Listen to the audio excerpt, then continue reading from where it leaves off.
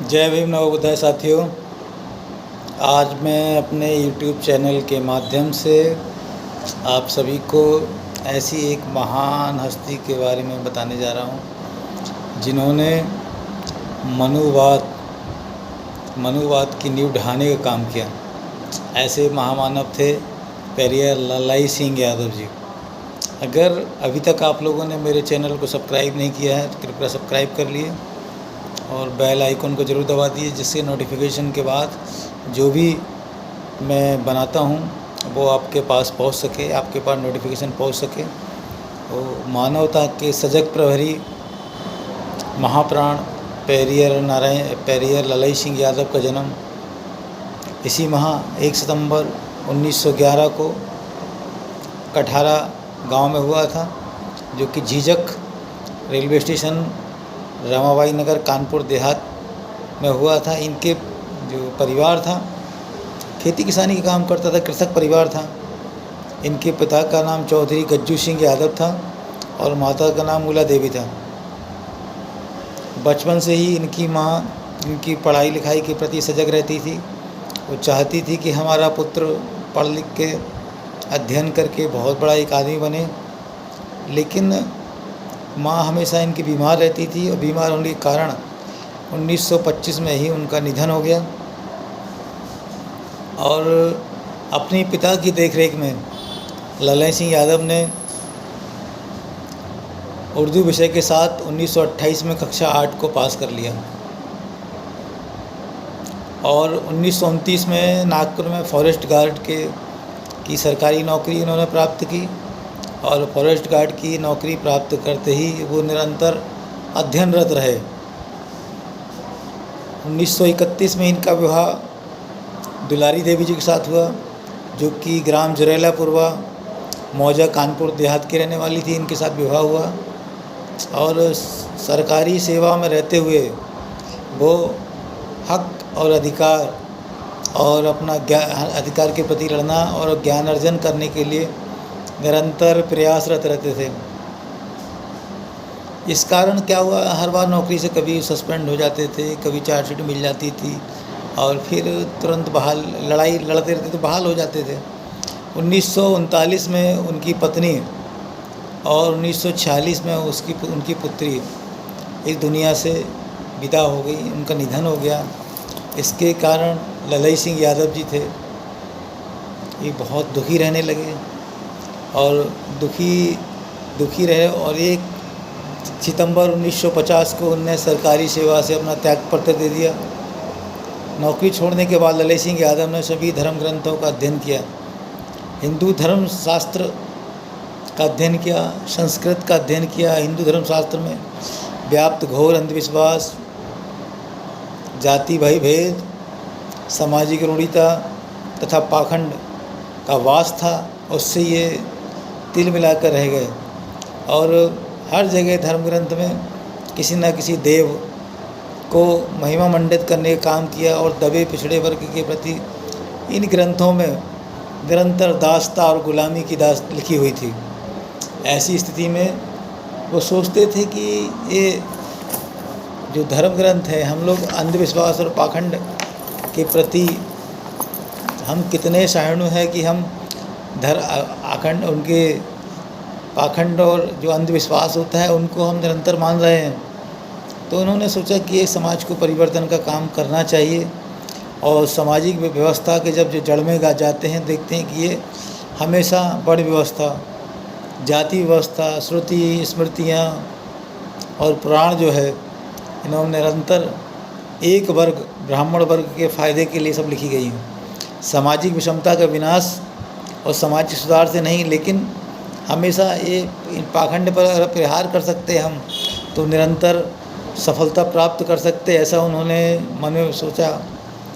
और मानवतावादी समानतावादी व्यवस्था लाने के लिए इन्होंने क्या किया, बहुत धर्मों का अध्ययन किया। ईसाई धर्म का अध्ययन किया, इस्लाम धर्म का अध्ययन किया, जैन बौद्ध सिख धर्म के सभी धार्मिक किताबों का अध्ययन किया।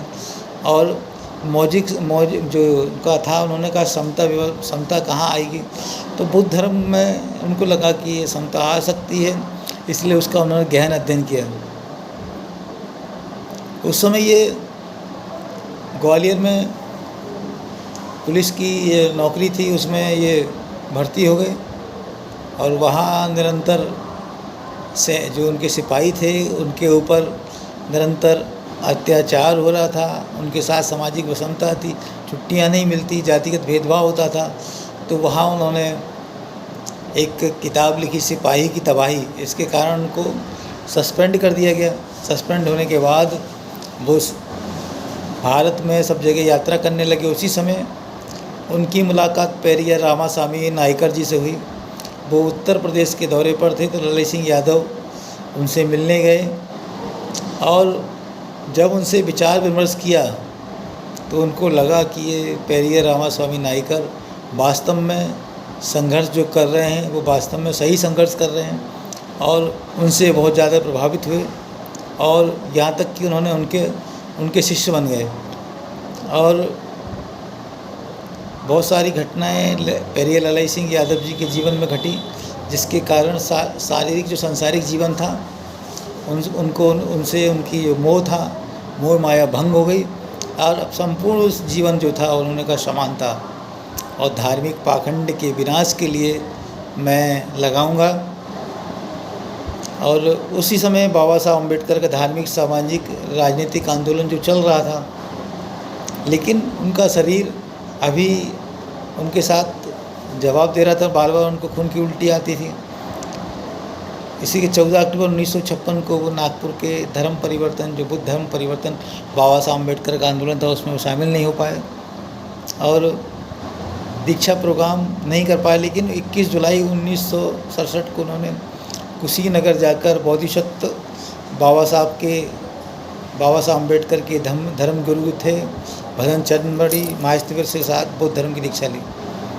ललित सिंह यादव जी ने रिपब्लिकन पार्टी ऑफ इंडिया में मन लगाकर काम किया और 1964 में जब पार्टी बिखर गई तो राजनीति छोड़कर अपने सारी ऊर्जा थी धार्मिक और सामाजिक काम में उन्होंने लगाई।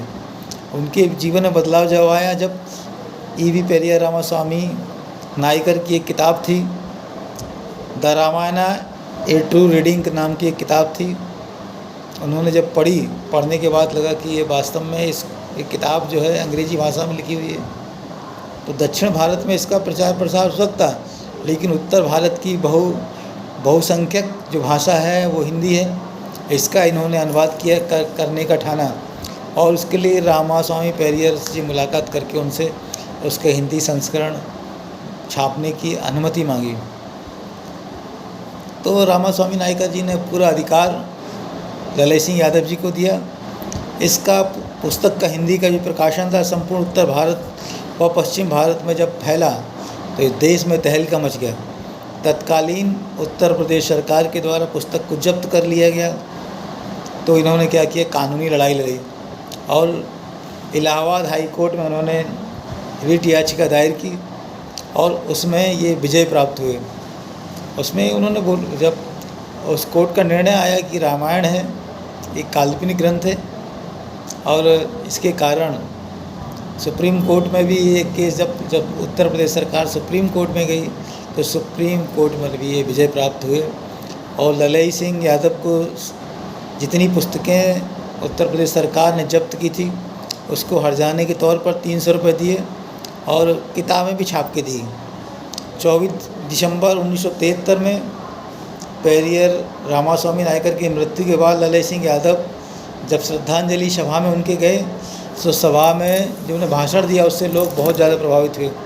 इनकी भाषण की जब समाप्ति हुई तब उन्होंने नारे लगाए कि अब हमारा अगला पेरियर कौन होगा, हमारा अगला पेरियर ललित सिंह यादव होंगे। इस घटना के बाद उनके नाम के आगे पेरियर सब जोड़ दिया गया और पेरियर ललित सिंह यादव ने सच्ची रामायण की चाबी और सम्मान के लिए धर्म परिवर्तन नामक किताबों का प्रकाशन किया।